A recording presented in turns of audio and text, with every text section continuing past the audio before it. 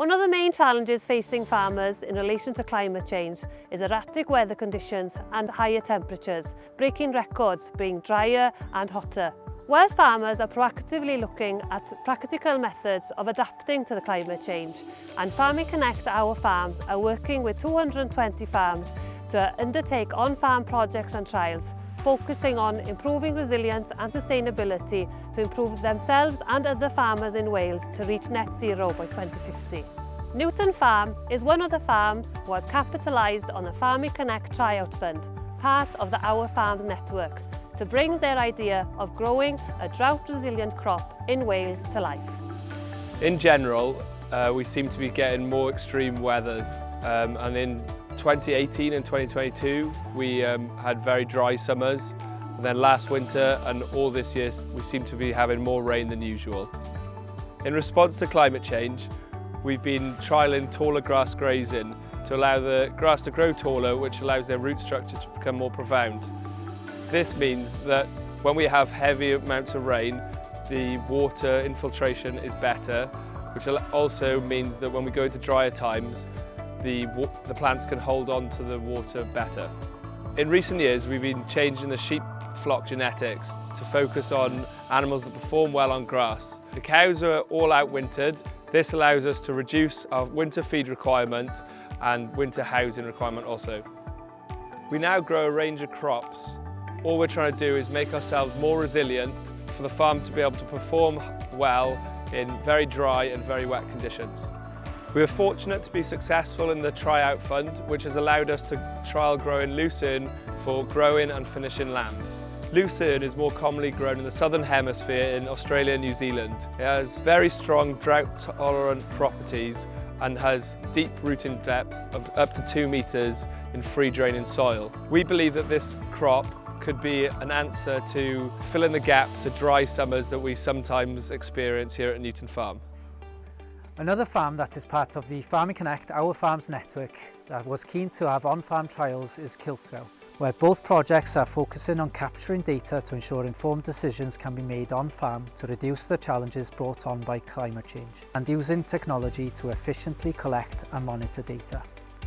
I'm Mark Griffiths, farm here at Hinsawdd alongside mother and father. We got just over 500 breeding ewes, finish just over 100 cattle, and we grow majority of the crops to feed them ourselves as well. I think it's the extremes of weather you get.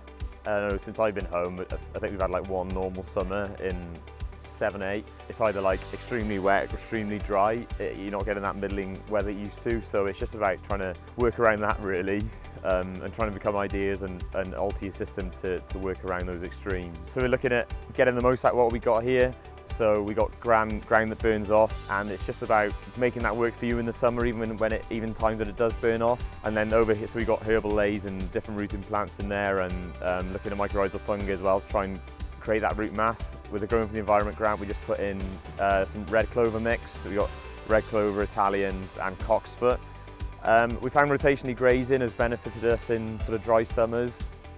It's just keeping that cover on the soil, and you're not just taking the energy out of it from eating it every day. So the rotationally grazing has changed our perspective on nitrogen, especially with the price going up a couple of years ago as well. We're sort of using it now as a supplement rather than a thing you need to use to get the grass growing. We'll try and grow it without nitrogen, but then we'll use it when we do need to kick it on. We see we're going to go short in a couple of weeks, we'll use it then.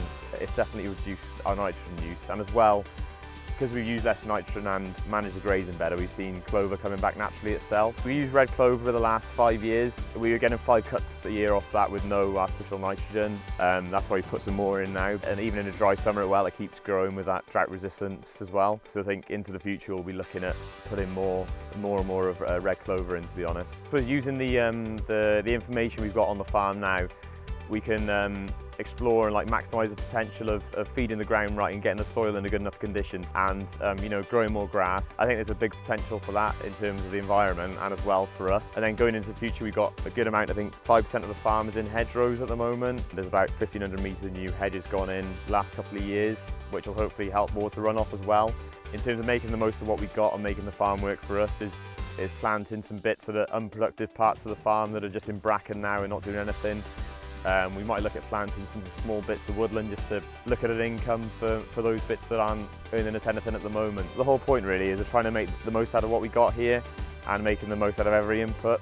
And the more efficiently the farm performs, you need less inputs, you need less of everything, or making better use of inputs. The carbon footprint then falls with it,